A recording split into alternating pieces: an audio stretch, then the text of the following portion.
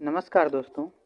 आज है 27 अक्टूबर और आज हम 27 अक्टूबर के महत्वपूर्ण समाचारों के बारे में डिस्कस करेंगे।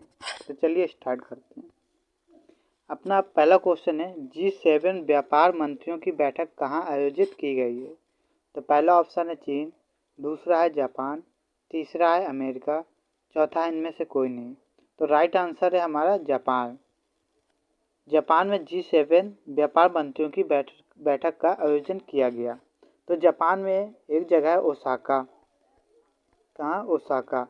तो इस बैठक जो संपन्न हुई है कहाँ पे हुई है? ओसाका में हुई है। इसमें भारत की तरफ से जो केंद्रीय मंत्री हैं पीयूष गोयल, इन्होंने क्या किया? हिस्सा लिया है।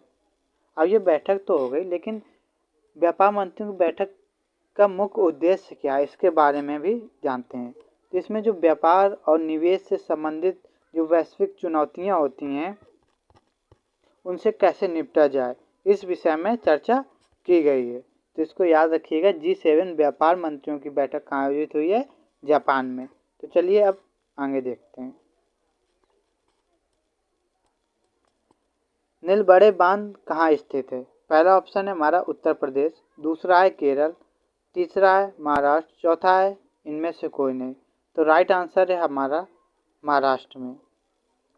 महाराष्ट्र में एक जगह है, आप सुने होंगे, सिरनी वाले साईं बाबा, जहाँ पे साईं बाबा का मंदिर है, वहाँ पे इस बांध का उद्घाटन किया गया। अर्थात पीएम मोदी जी अभी सिरनी के दौरे पे गए थे, तो वहाँ पे पूजा पाठ करी है और इसमें जल छोड़ा गया है।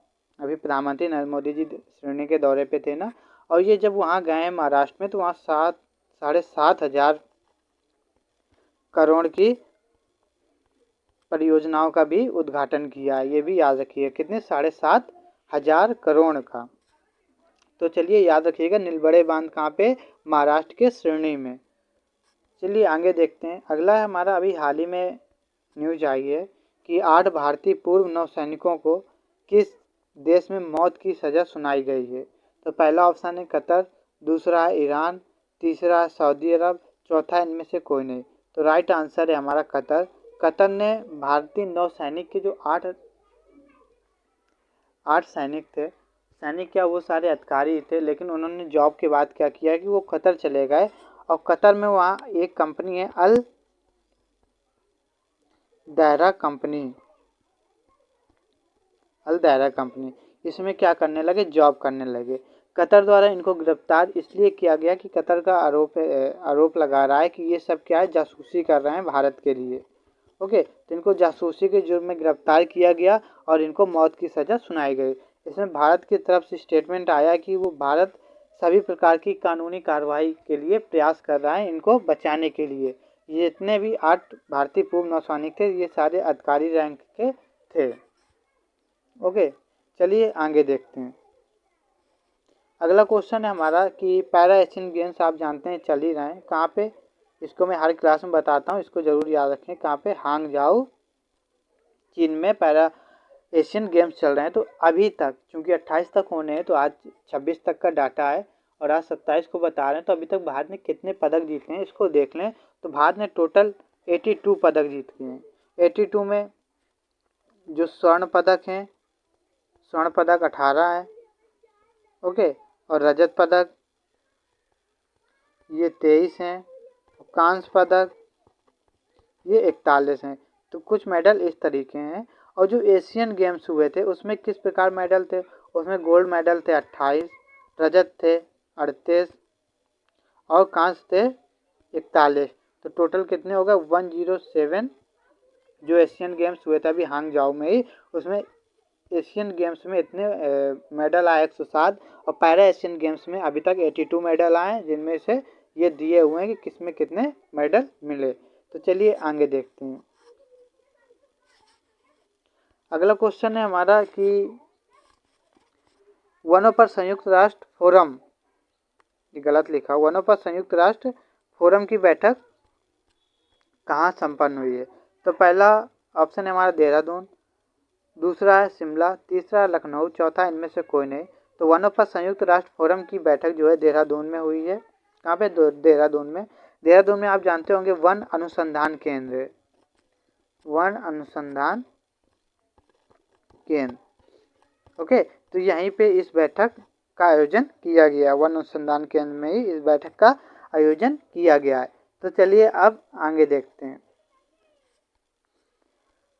अब अगला क्वेश्चन है हमारा, भारतीय मूल के किस वैज्ञानिक को फैराडे पदक से सम्मानित किया गया? ये फैराड नहीं, फैराडे। ओके, फैराडे पदक से सम्मानित किया है।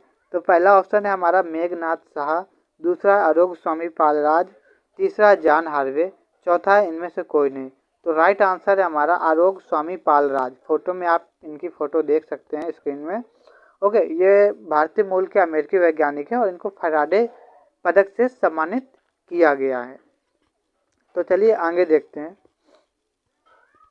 अगला क्वेश्चन हमारा, किस देश ने अंतरिक्ष में सबसे कम उम्र का दल भेजा है? तो पहला ऑप्शन हमारा रूस, दूसरा है चाइना, तीसरा है जापान, चौथा इनमें से कोई नहीं। तो राइट आंसर है हमारा चीन। चीन ने सबसे कम उम्र का दल भेजा है, कहाँ पे? अंतरिक्ष में। तो इसके बारे में जान लेते हैं कि ये एक जो वहाँ का लॉन्च सेंटर है चीन का, वो क्या है? जियुक्वान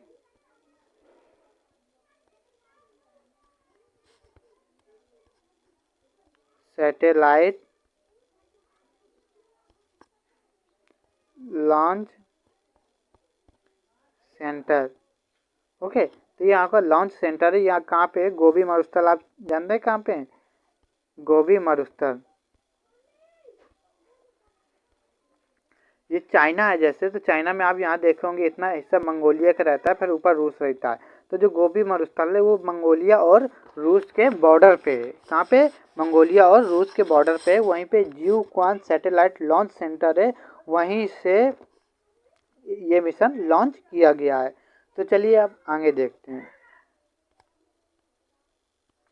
अगला क्वेश्चन है हमारा, शहरी गतिशीलता पर 3 दिवसीय सम्मेलन कहाँ हुआ है? तो पहला ऑप्शन है हमारा दिल्ली, दूसरा है लखनऊ, तीसरा है मुंबई, चौथा है इनमें से कोई नहीं। तो राइट आंसर है हमारा दिल्ली। दिल्ली में अभी शहरी गतिशीलता पर 3 दिवसीय सम्मेलन हुआ है। अब हमारा अगला क्वेश्चन है कि इलेक्शन कमीशन ने किसे नेशनल आइकन नियुक्त किया? आप जानते हैं कि अभी 5 राज्यों में चुनाव होने हैं, तो उसके लिए कि अधिक से अधिक वोट पड़े, उसके लिए प्रचार प्रचार के लिए जो नेशनल आइकन नियुक्त किया है इलेक्शन कमीशन ने, वो किसे किया? तो पहला ऑप्शन है हमारा सलमान खान, दूसरा है शाहरुख खान, तीसरा है राजकुमार, चौथा इनमें से कोई नहीं। तो राइट आंसर है राजकुमार को इलेक्शन कमीशन ने नेशनल आइकन नियुक्त किया है। तो चलिए अब अगला देखते हैं। अभी एक रिपोर्ट आई कि भारत में भूजल स्तर में बहुत तेजी से गिरावट हो रही है। सबसे पहले इस रिपोर्ट को क्या नाम है, ये सबसे पहले जानते हैं। तो इंटरकनेक्टेड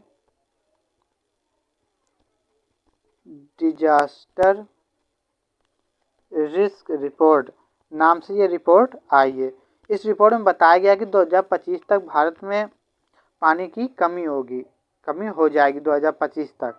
ओके, और इसको किस संस्था ने जारी किया है? एक है यूएन विश्वविद्यालय, यूएन विश्वविद्यालय एक संस्था है, और एक इसी ने यूएस विश्वविद्यालय और पर्यावरण और मानव सुरक्षा संस्थान, इन दो संस्थाओं ने मिलकर के ये report interconnected disaster risk report जारी की है, जिसमें बताया गया कि भारत में भूजल स्तर की बहुत तेज़ी से कमी हो रही है, यानी कि वाटर लेवल जो बहुत तेज़ी डाउन हो रहा है, जिससे आने वाले समय में यानी कि 2025 तक पानी की कमी भारत में देखी जाएगी। ये रिपोर्ट जो है यूएन विश्वविद्यालय तथा पर्यावरण और मानव सुरक्षा संस्थान द्वारा जारी की गई है। तो हमारी आज की करंट अफेयर यहीं पे समाप्त होते हुए, क्लास आपको कैसी लगी ज़रूर बताएं कमेंट में, और अपने दोस्तों के साथ भी शेयर करें। Thank you.